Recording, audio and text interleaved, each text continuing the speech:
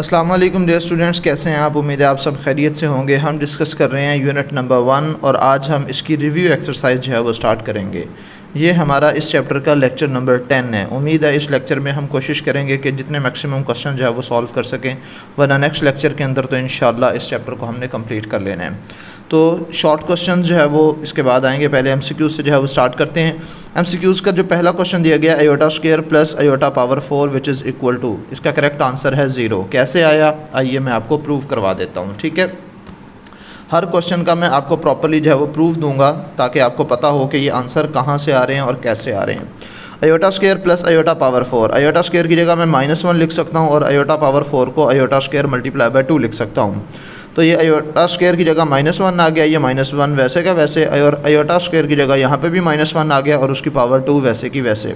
अब जो कि -1 की पावर जो है वो इवन नंबर है 2, लिहाजा इसका आंसर +1 आ जाएगा। तो -1 +1 ये दोनों जो है वो कैंसिल आउट हो जाएंगे, तो आंसर आ जाएगा 0। तो ये आपके पास इसका आंसर आ गया है। सेकंड जो क्वेश्चन दिया गया है उस क्वेश्चन की स्टेटमेंट ये है कि real part of 2 - 3 iota into 2 + 3 iota is के 2 - 3 आयोटा और 2 + 3 आयोटा का रियल पार्ट क्या होगा। तो इसका आंसर है 13। आइए इसको प्रूफ कर लेते हैं।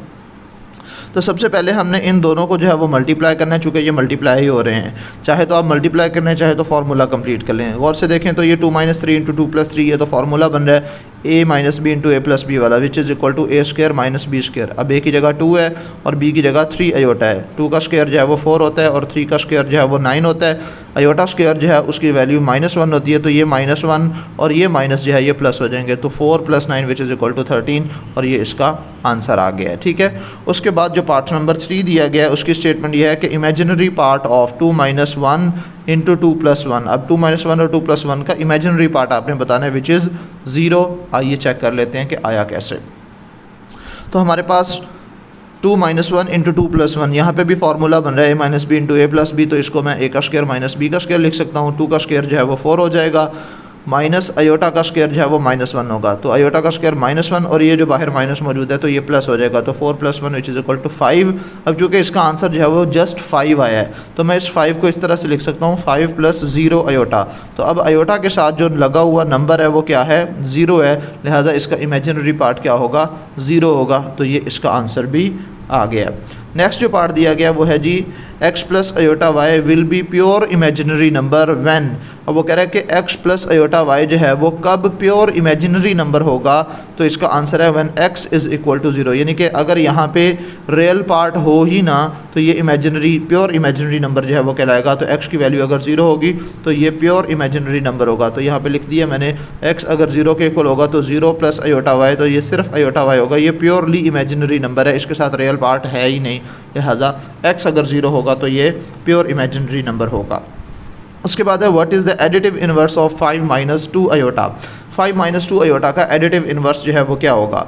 एडिटिव इन्वर्स मैंने ऑलरेडी आपको जो है वो सिखाया हुआ है। एडिटिव इन्वर्स लेने के लिए मैंने सिंपली आपको बताया था कि दोनों वैल्यूज़ के साथ आपने नेगेटिव को मल्टीप्लाई कर देना है, यानी कि पूरी वैल्यू को नेगेटिव के साथ जो है वो मल्टीप्लाई कर देना है। बिलफर्ज ये 5 - 2 आयोटा जो है वो मैं इसको z के इक्वल रख लेता हूँ और मुझे लेना है z का एडिटिव इन्वर्स, तो ये -z होगा। तो जब मैंने z को माइनस के साथ मल्टीप्लाई किया यानी कि लेफ़्ट साइड को, तो राइट साइड को भी माइनस के साथ मल्टीप्लाई करूँगा, तो minus multiply by 5 -5 minus multiply by 2 iota, तो ये +2 आयोटा हो जाएगा। मतलब कि माइनस इंटू माइनस ये प्लस हो जाएगा। तो इसका जो आंसर है वो है बच्चे 5 माइनस का और प्लस का 2 iota. What is the multiplicative inverse of 1 + iota. 1 + iota का मल्टीप्लिकेटिव इन्वर्स क्या होगा। इसका आंसर है 1/2 - 1/2 इंटू आयोटा। कैसे आया आइए चेक कर लेते हैं। अब देखो पार्ट नंबर जो है ये 6 है। बिलफर्ज हमारे पास इस z की वैल्यू जो है वो दी हुई है 1 + आयोटा। इसका मल्टीप्लिकेटिव इन्वर्स लेना है तो मल्टीप्लिकेटिव इन्वर्स होता है 1/z, ठीक है, 1 दिस वैल्यू, तो ये 1 + आयोटा। अब इसको सिंप्लीफाई करने का तरीका ये है कि इसके कॉन्जुगेट के साथ मल्टीप्लाई भी कर दें, कॉन्जुगेट के साथ डिवाइड भी कर दें। तो 1 × 1 - आयोटा, तो ये 1 - आयोटा ही रहेगा, और 1 + आयोटा इंटू 1 - आयोटा, ये तो दोनों सेम नंबर्स हैं, यानी कि सेम टर्म्स हैं, सेम वैल्यूज़ हैं, बस दरमियान में माइनस है। तो ये तो a + b into a - b वाला फार्मूला बन रहा है जो कि a² - b² के इक्वल होगा। 1 - आयोटा वैसे का वैसे, 1 का स्क्वायर 1 नहीं होता है और माइनस आयोटा का स्क्वायर जो है वो -1 होता है। ये माइनस और ये माइनस प्लस हो जाएगा। तो 1 माइनस अयोटा ओवर 1 प्लस 1, तो 1 प्लस 1 जो है वो 2 के इक्वल हो जाएगा। तो मैं इसको लिख सकता हूँ 1/2 माइनस 1/2 इंटू अयोटा, और यही इसका आंसर था। तो ये इसका आंसर भी आ गया, इसका भी आ गया था। ठीक है जी। नेक्स्ट जो पार्ट है वो है जी पार्ट नंबर 7, जिसकी स्टेटमेंट ये है, पार्ट नंबर 7 की वैल्यू दी हुई है कि अगर हमारे पास if z is equal to 4 minus 3 iota then z into Z conjugate, यानी कि z इंटू जी बार किसके इक्वल होगा। तो इसका आंसर आया 25। कैसे आया आइए देख लेते हैं। तो सबसे पहले z जो है वो हमारे पास दिया हुआ है 4 माइनस 3 अयोटा। क्या वैल्यू दी हुई है z की? 4 माइनस 3 अयोटा।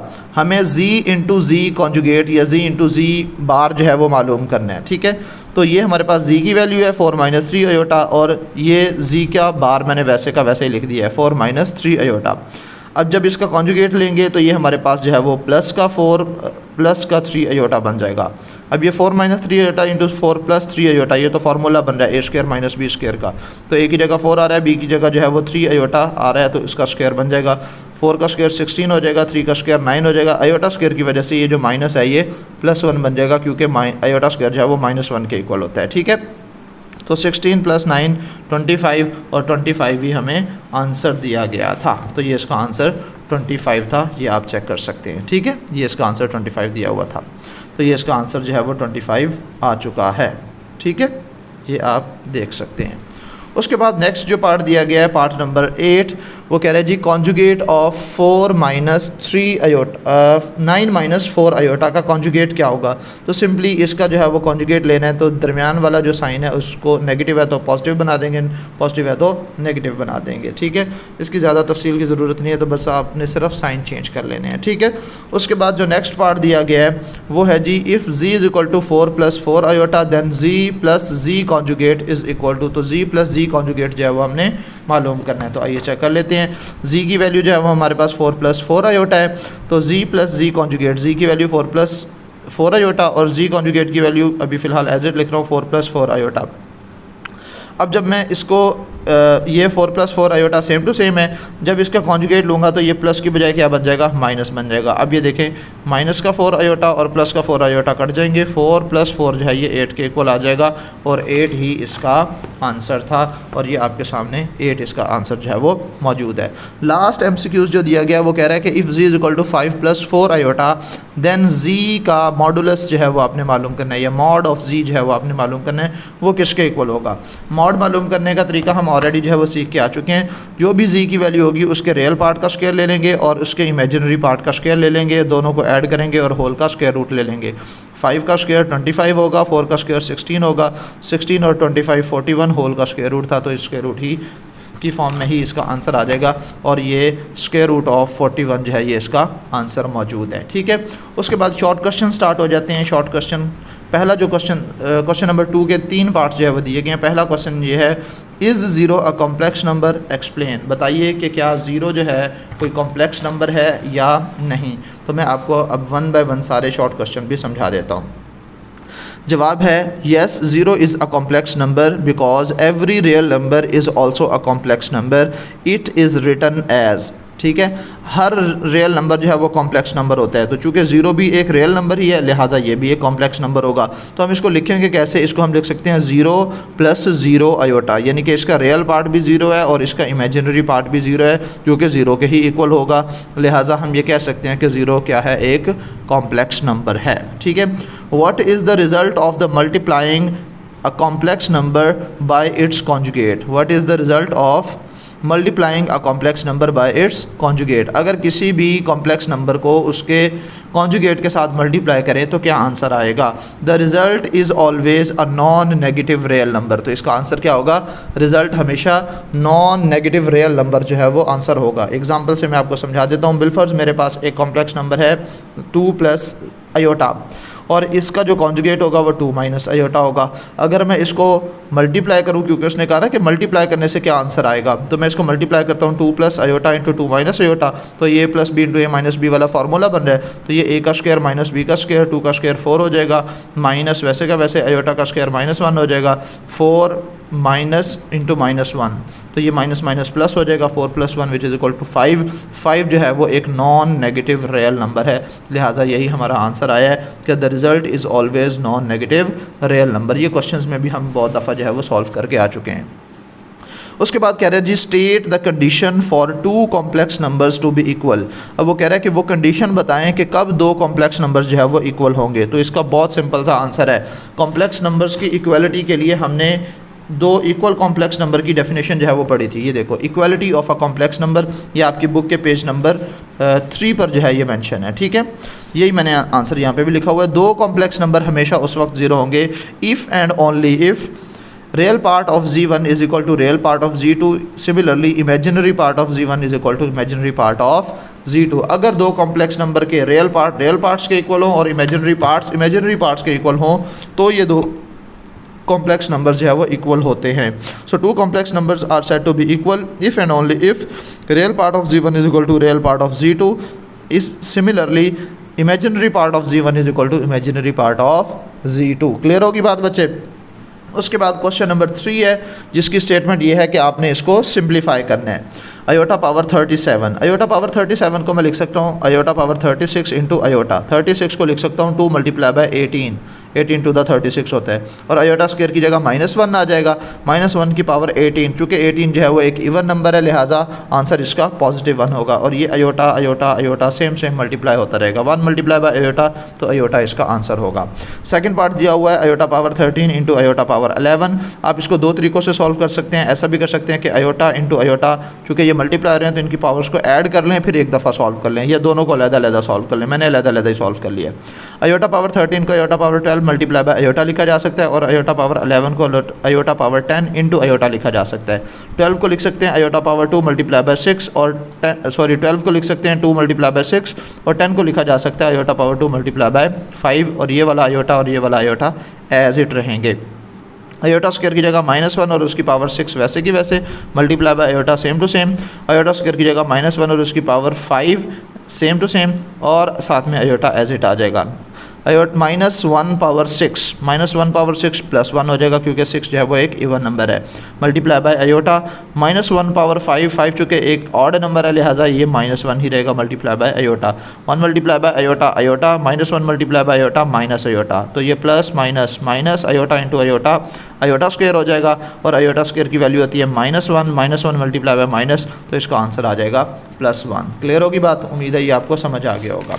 आगे चलते हैं। नेक्स्ट जो क्वेश्चन दिया गया है पार्ट नंबर 3, कह रहा है कि माइनस आयोटा पावर -9, इसको आपने सॉल्व करना है, माइनस आयोटा पावर -9, ठीक है। तो मैं माइनस नेगेटिव जो पावर है इसको पॉजिटिव बनाने के लिए क्या करूँगा, इसको बटे के नीचे ले आऊँगा, तो मैं इसको लिख सकता हूँ 1/- आयोटा पावर 9। अब ये जो माइनस आयोटा लिखा हुआ है एक्चुअल में ये -1 मल्टीप्लाई बाय आयोटा है, तो मैं इसको प्रोडक्ट की फॉर्म में लिख सकता हूँ। तो ये -1 multiply by iota whole power 9, तो -1 की पावर 9 अलहदा और आयोटा की पावर 9 जो है वो सेपरेट लिख दिया मैंने, ठीक है। अच्छा, अब ये जो आयोटा पावर -1 की पावर 9 है, चूँकि 9 एक ऑड नंबर है, लिहाजा इसका आंसर -1 ही होगा, और आयोटा पावर 9 को मैं iota power 8 multiply by iota लिख सकता हूँ, ठीक है।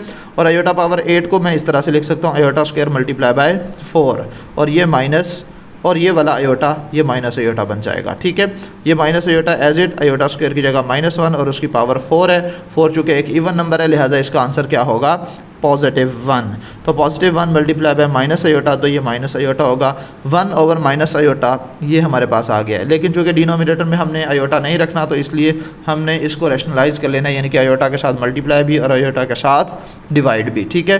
तो जब ऊपर वाली values 1 multiply by iota iota ही होगा, minus iota multiply by iota minus iota square हो जाएगा, आयोटा एज इट, ये minus as it iota square की जगह -1 माइनस इंटू माइनस प्लस हो जाएगा, आयोटा ओवर +1, ये जिसको सिंपली हम आयोटा लिख सकते हैं, ठीक है। ये सारी वही बातें हैं जो हम ऑलरेडी जो है वो बहुत दफ़ा सॉल्व करके आ चुके हैं पिछले लेक्चर्स के अंदर।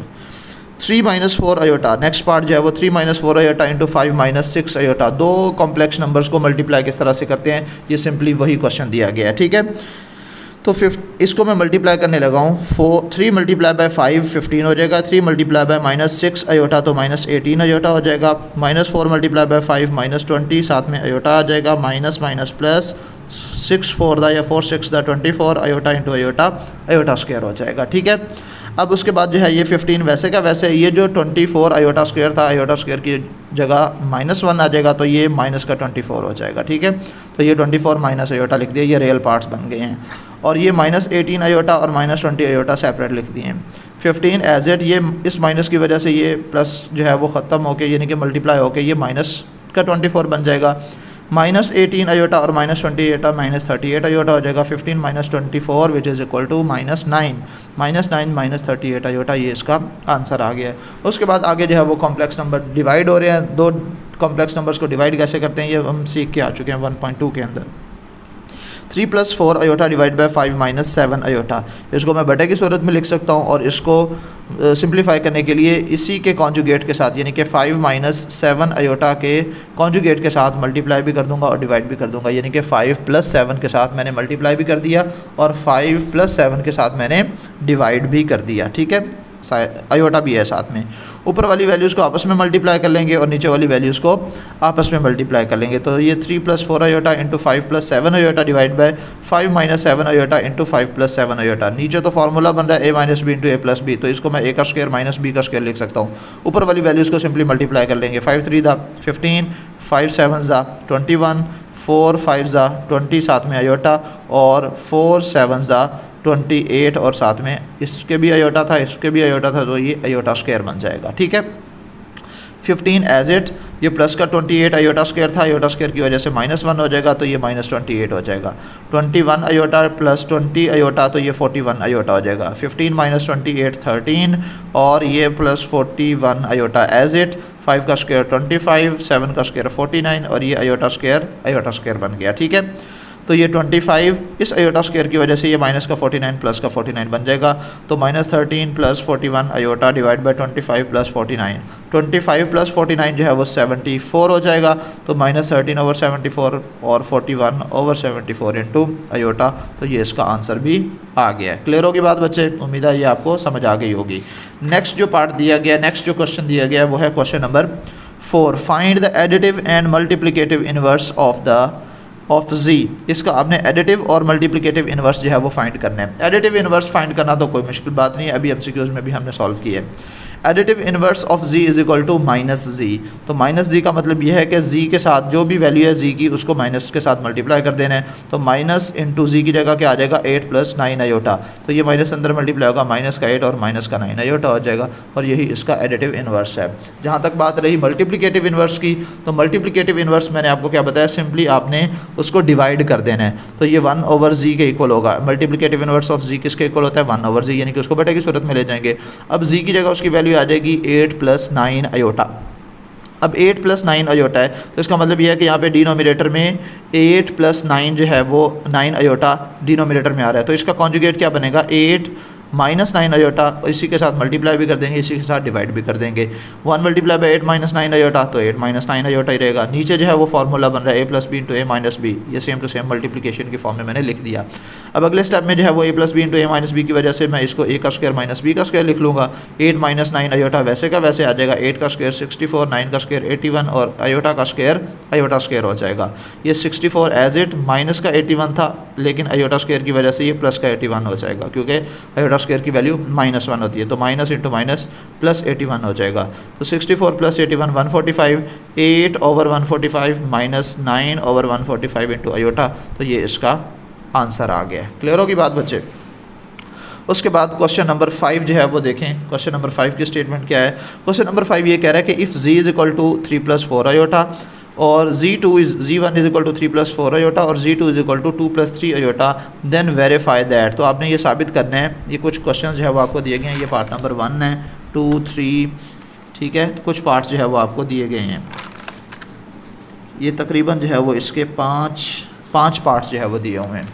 बल्कि आज के लिए ना इतना ही काफ़ी है। काफ़ी लेक्चर जो है वो हो गया, 20 मिनट्स का ऑलमोस्ट लेक्चर जो है वो हो चुका है। तो आज के लेक्चर में बस इतना ही काफ़ी है। क्वेश्चन नंबर 4 तक जो है वो हमारे सॉल्व हो चुके हैं। रिमेनिंग जो क्वेश्चंस हैं वो इंशाल्लाह हम नेक्स्ट लेक्चर के अंदर डिस्कस करेंगे और नेक्स्ट लेक्चर में इंशाल्लाह हमारी ये जो रिव्यू एक्सरसाइज है ये कंप्लीट हो जाएगी। आज के लिए बच्चों इतना ही काफ़ी है। नेक्स्ट वीडियो में आपसे फिर मुलाकात होगी, तब तक के लिए मुझे दुआ में याद रखिएगा। अल्लाह हाफिज़।